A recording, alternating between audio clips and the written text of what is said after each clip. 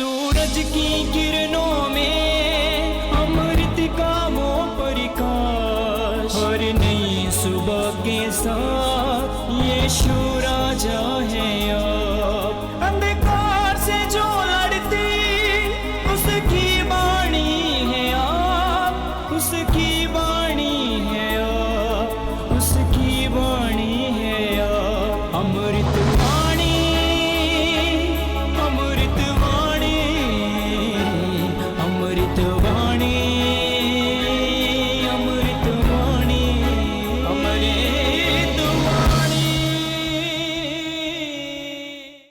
पहला पाठ संत योहन का पहला पत्र, अध्याय 5, पद संख्या 5 से 13 तक। कौन संसार पर विजय है? केवल वही जो यह विश्वास करता है कि यीशु ईश्वर के पुत्र हैं। यीशु मसीह जल और रक्त से आए हैं, ना केवल जल से बल्कि जल और रक्त से। आत्मा इसके विषय में साक्ष्य देता है, क्योंकि आत्मा सच्चाई है।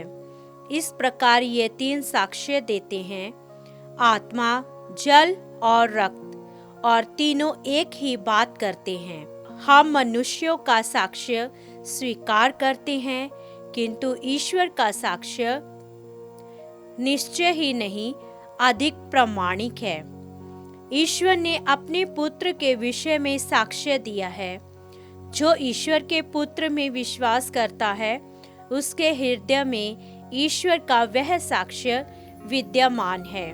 जो ईश्वर में विश्वास नहीं करता, वह उसे झूठा समझता है, क्योंकि वह पुत्र के विषय में ईश्वर का साक्ष्य स्वीकार नहीं करता। और वह साक्ष्य यह है, ईश्वर ने अपने पुत्र के द्वारा हमें अनंत जीवन प्रदान किया है।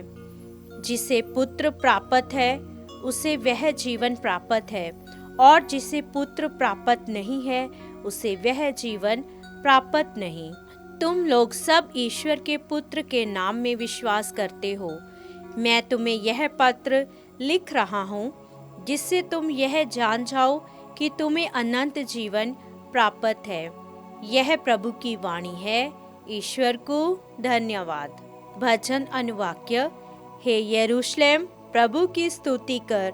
हे यरूशलेम, प्रभु की स्तुति कर। हे यरूशलेम, प्रभु की स्तुति कर। हे सिय्योन, अपने ईश्वर का गुणगान कर। उसने तेरे फाटकों के क्षण दृढ़ बना दिए। उसने तेरे यहाँ के बच्चों को आशीर्वाद दिया। अनुवाक्य। हे यरूशलेम, प्रभु की स्तुति कर। वह तेरे प्रांतों में शांति बनाए रखता और तुझे उत्तम गेहूं से तृप्त करता है। वह पृथ्वी को अपना आदेश देता है, उसकी वाणी शीघ्र ही फैल जाती है। अनुवाक्य। हे यरूशलेम, प्रभु की स्तुति कर। वह याकूब को अपना आदेश देता और इस्राएल को अपना विधान और नियम बताता है। उसने किसी अन्य राष्ट्र के साथ ऐसा नहीं किया। उसने किसी को अपना नियम नहीं सिखाया। अनुवाक्य। हे यरूशलेम, प्रभु की स्तुति कर। जय घोष।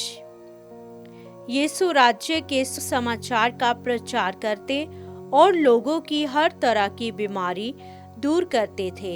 हालेलुया।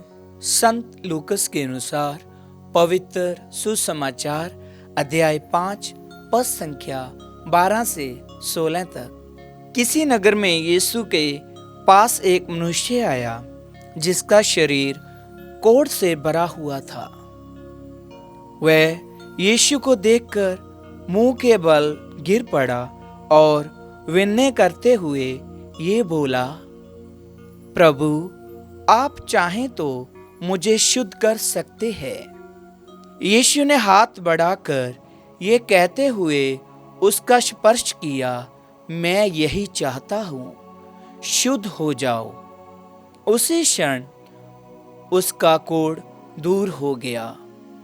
यीशु ने उसे किसी से कुछ न कहने का आदेश दिया और कहा, जाकर अपने को याजक को दिखाओ और अपने शुद्धिकरण के लिए मूसा द्वारा निर्धारित भेंट चढ़ाओ, जिससे तुम्हारा स्वास्थ्य लाभ प्रमाणित हो जाए।